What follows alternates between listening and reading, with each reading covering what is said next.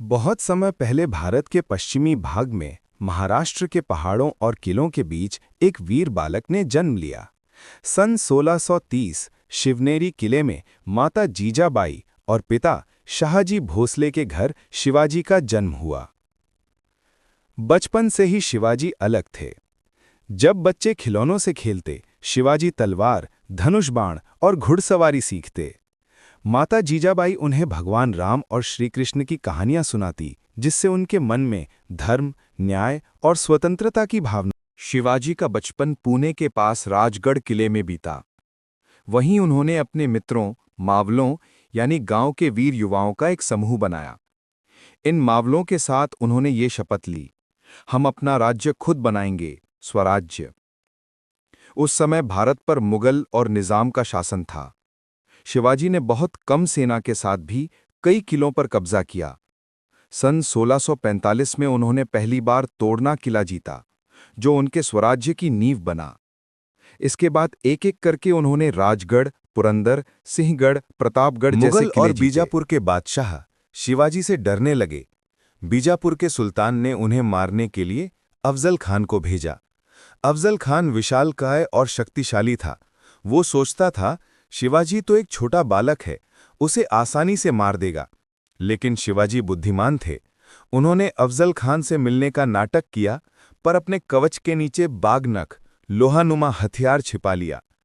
जब अफजल खान ने गले लगने के बहाने वार किया, तो शिवाजी ने बागनख से उसका सीना चीर दिया। इस प्रकार उन्होंने चालाकी और वीरता से शिवाजी एक बड़े की बढ़ती शत्रु को शक्ति हराया। देखकर औरंगजेब डर गया। उसने अपने सेनापति जयसिंह और मिर्जा राजा जयसिंह को शिवाजी को पकड़ने भेजा। रणनीति से शिवाजी को आगरा बुलाया गया, लेकिन वहां उन्हें बंदी बना लिया गया। शिवाजी हार नहीं मानते थे। उन्होंने अपने पुत्र संभाजी के साथ चतुराई से मिठाई के टोकरे में छिपकर भाग निकले। ये घटना आज भी शिवाजी की बुद्धिमत्ता और साहस का उदाहरण है। सन 1674 में रायगढ़ किले पर भव्य राज्याभिषेक हुआ। शिवाजी को छत्रपति की उपाधि दी गई, यानी स्वतंत्र राजा। उनका साम्राज्य समुद्र तट से लेकर पहाड़ों तक फैला हुआ था। उन्होंने नौसेना बनाई, जो उस समय के किसी भी भारतीय राजा के पास नहीं थी।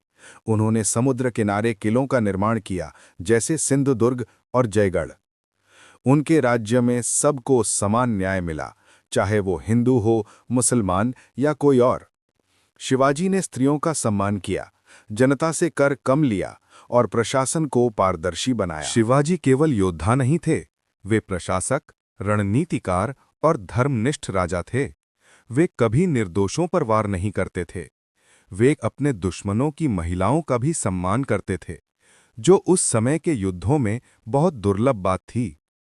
उनका जीवन हमें सिखाता है कि वीर वही है जो धर्म, न्याय और देश के लिए लड़े, न कि लालच या अहंकार के लिए। छत्रपति शिवाजी महाराज की कहानी हमें यह सिखाती है कि कभी अन्याय के आगे सिर मत झुकाओ। अपने धर्म, संस्कृति और मातृभूमि की रक्षा करो और हमेशा न्याय के लिए संघर्ष करो। जय भवानी, जय शिवाजी।